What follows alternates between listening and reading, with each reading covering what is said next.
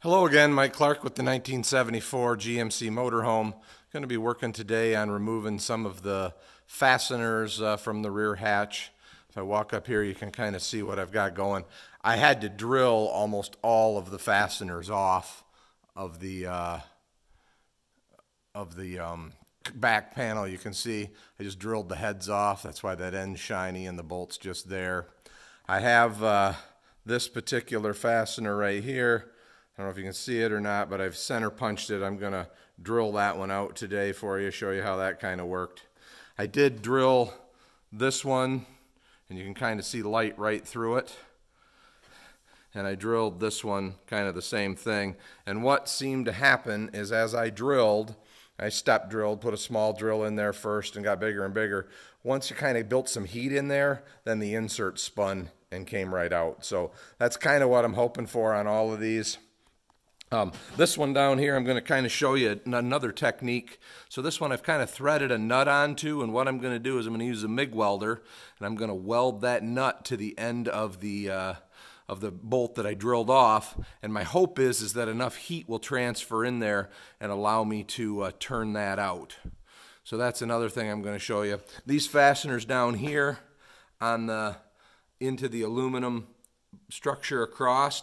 I've been using some Kroll oil, which is a type of penetrating oil I've been putting on them, and I'm just going to hopefully just be able to whack them with a hammer and twist them out with a pair of Kimpex pliers. So those are some different methods. As for this MIG welding method, I should have filmed this earlier when I did it on my ATV, but basically here's a fastener, and basically that end sticking out there was broke off flush with a mounting post. And so basically what's done is you take the MIG welder very carefully, because you can also weld the fastener in place with this method, but very slowly build the end of that fastener out a little bit with the MIG welder, and then I put a washer over it, and I weld that build it out area to the washer, and then I weld a nut to it, or in this case I used a bolt.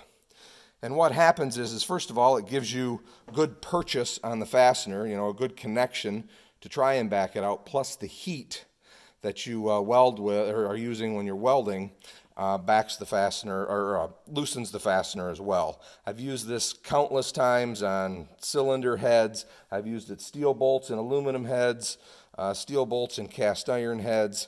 Lots of different times I've used this method, and only a couple of times did it let me down where I had to drill it out or do something different. The problem with the back of the coach here is that it's fiberglass, and with the ones that are broke off flush, it's going to be very difficult to get an electrical contact with. So, all right, well, I'm going to pause this video several times today to kind of set up so that you can see what I'm doing. Okay, you can see I'm kind of focused in on one of these fasteners here in the aluminum. And all I'm going to do, and I hope my phone doesn't fall while I'm doing this, but I'm just going to take and I'm just going to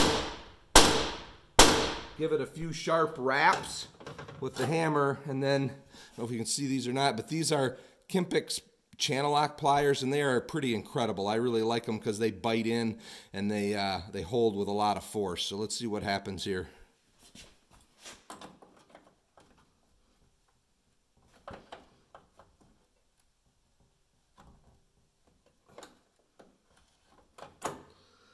I think it's coming.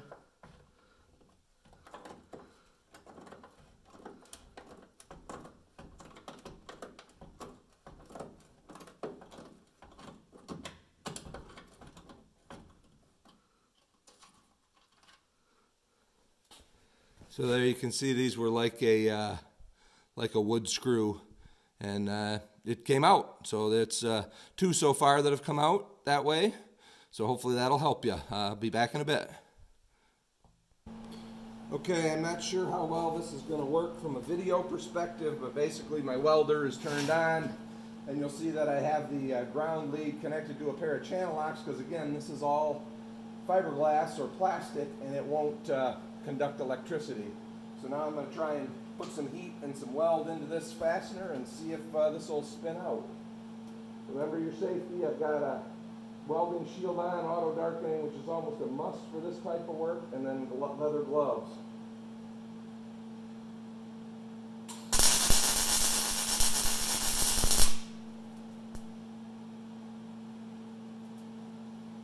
know if you can see it or not, but it's glowing pretty good, and the oil that I've been spraying all of these with is also kind of melting. So let's see here if this wants to spin out now yet or not. I want to let that heat get in there a little bit, hopefully loosen up that insert and take it out. Now what might happen is it might twist the bolt out, it might break the bolt off, but there we go. Spun that insert right out, which is exactly what I wanted to do. I don't want to touch that because it's hot, but I have my pliers. And you can kind of see how, well, let's see, I can't see what you're seeing. Oops. Kind of see how that came out. I'll take a picture of it and I'll look at it here in just a minute on the bench.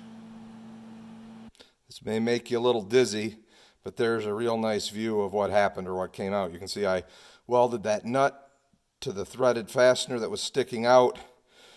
And in this particular case, the heat was soaked all the way through to the outside insert, and I spun that insert right out, which is exactly what I wanted to do. So originally I was hoping to spin the nuts or the bolts out of the inserts and leave the inserts, but after figuring out that they were in pretty rough shape, the inserts were pretty rusty, I just want the whole thing to come out, and we'll replace those hopefully with some brass ones. Okay, we're going to drill this one out, and this is probably my least favorite method because it takes a long time. And it relies on sharp drill bits, and I normally end up ruining my drill bits because I push too hard or I don't use lube most of the time. So you see here, we'll kind of get going. I'm using about an 1/8 inch bit right now and just drilling my way in.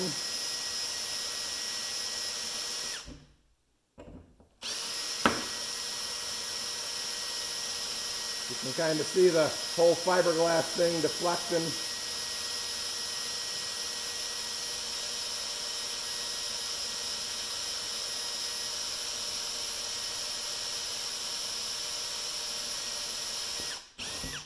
This is doing a couple things. Obviously, it's making a hole that we could put an easy out in if we need to. The other thing it's doing is it's generating heat, which is going to help that insert to spin out of the fiberglass.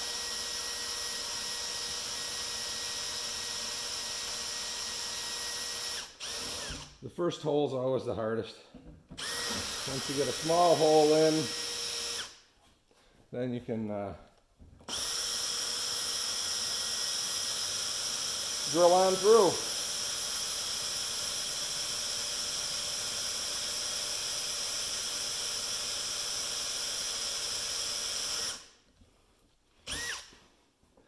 Pretty far in.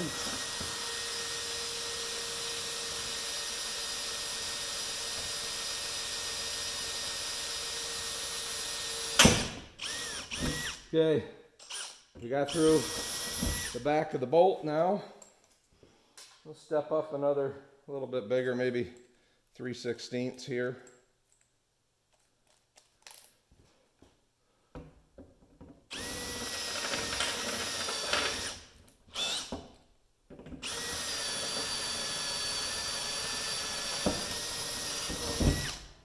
Okay, through with that one.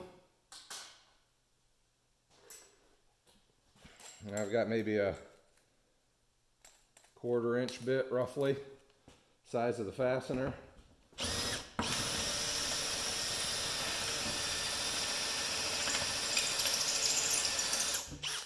What we're hoping for is soon that insert will start spinning.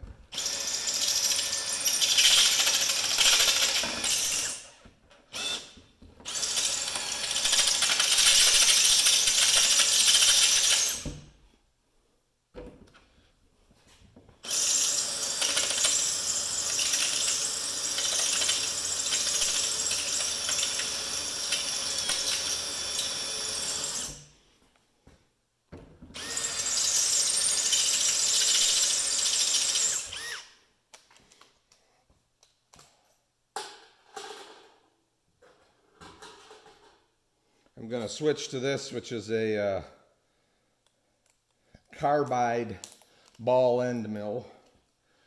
See if that won't do a little better. The problem is that the diameter that we're at is right where the threads are and where all the rust is. And iron oxide is harder than steel, so the high-speed steel bit gets dull.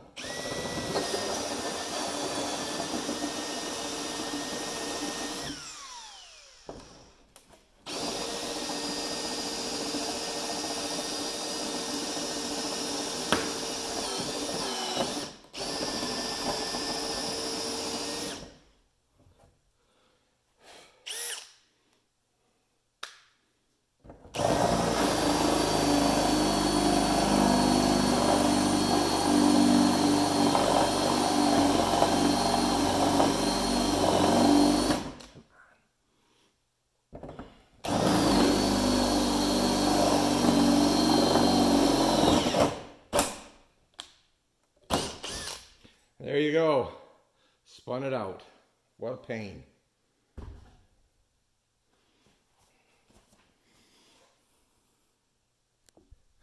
All right, we're going to go look at that fastener that we just got out. I just thought you guys might get a kick out of my Rube Goldberg tripod. That's what I had the camera sitting on. I need to buy a big tripod for doing this, along with a better computer, but we'll get to that.